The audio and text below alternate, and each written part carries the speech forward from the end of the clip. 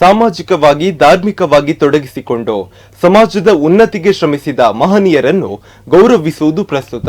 ಸಮಾಜವನ್ನು ಒಂದುಗೂಡಿಸುವ ಕಾರ್ಯ ಇಬ್ಬರ ಅಭಿನಂದನೆಯಿಂದ ನಡೆದಿದೆ ಎಂದು ಎಡನೀರು ಮಠದ ಶ್ರೀ ಸಚ್ಚಿದಾನಂದ ಭಾರತಿ ಸ್ವಾಮೀಜಿ ನುಡಿದಿದ್ದಾರೆ. ಬಿಸಿ ರೋಡಿನ ಸ್ಪರ್ಶ ಕಲಾಮಂದಿರದಲ್ಲಿ ಧರ್ಮದರ್ಶಿ ಹಾಗೂ ಕನ್ನಡ ಸಾಹಿತ್ಯ ಪರಿಷತ್ ಮಾಜಿ ಅಧ್ಯಕ್ಷ ಡಾಕ್ಟರ್ ಹರಿಕೃಷ್ಣ ಪುನರೂರು ಹಾಗೂ ಮಾಜಿ ಸಚಿವ ಬೆಳ್ಳಿಪಾಡಿ ರಮನಾಥ ರೈ ಅವರಿಗೆ ನಡೆದ ಸಾರ್ವಜನಿಕ ಅಭಿನಂದನಾ ಸಮಾರಂಭದಲ್ಲಿ ಅವರು ಆಶೀರ್ವಚನಗೈದರು. ದಕ್ಷಿಣ ಕನ್ನಡ ಜಿಲ್ಲಾ ಕನ್ನಡ ಸಾಹಿತ್ಯ ಪರಿಷತ್ ಮಾಜಿ ಅಧ್ಯಕ್ಷ ಪ್ರದೀಪ್ ಕುಮಾರ್ ಕಲ್ಕೂರ ಅವರು ಧರ್ಮದರ್ಶಿ ಕನ್ನಡ ಸಾಹಿತ್ಯ ಪರಿಷತ್ ಮಾಜಿ ಅಧ್ಯಕ್ಷ ಡಾಕ್ಟರ್ ಹರಿಕೃಷ್ಣ ಪುನರೂರು ಕುರಿತು ಅಭಿನಂದನಾ ಭಾಷಣ ಮಾಡಿದ್ದಾರೆ.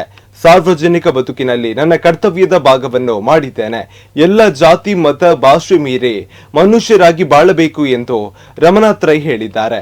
ಇನ್ನು ಈ ಸಂದರ್ಭದಲ್ಲಿ ಉದ್ಯಮಿ ರಘುನಾಥ ಸೋಮಯ್ಯಾಜಿ, ಸಮಿತಿ ಗೌರವಾಧ್ಯಕ್ಷ ಶಿವಪ್ರಸಾದ್ ಅಜಿಲ ಅಳದಂಗಡಿ ಸೇರಿದಂತೆ ಮತ್ತಿತರರು ಉಪಸ್ಥಿತರಿದ್ದರು. ದಕ್ಷಿಣ ಕನ್ನಡ ಜಿಲ್ಲೆಯ ಎರಡು ಮೇರು ವ್ಯಕ್ತಿತ್ವಗಳಾಗಿ ಇವತ್ತು ಈ ಬಂಟ್ವಾಳದಲ್ಲಿ ಜನರಿಂದ ಅವರು ಅಭಿನಂದನೆಗೆ ಒಳಗಾಗಿದ್ದಾರೆ. ಶ್ರೀ ಹರಿಕೃಷ್ಣ ಪುನರೂರವರು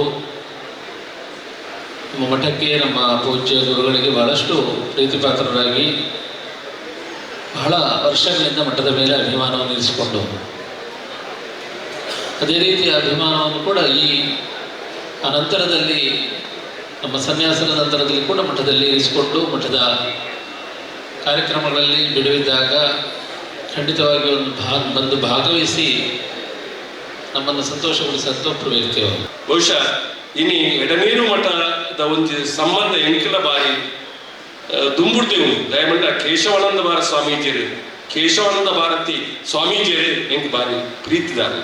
ನಾರಾಯಣ ಭಟ್ರು ಬಹುಶಃ ಏನನ್ನು ಆದ ಒಟ್ಟಿಗೆ ಹೆಚ್ಚು ಪ್ರೀತಿಗೆ ಕುಟುಂಬ ಆದ ಪ್ರೀತಿದ ಕುಟುಂಬಕ್ಕೂ ಸೇರ್ಪಡೆ ಮಾಡುತ್ತಾರೆ ನಾರಾಯಣ ಭಟ್ರು.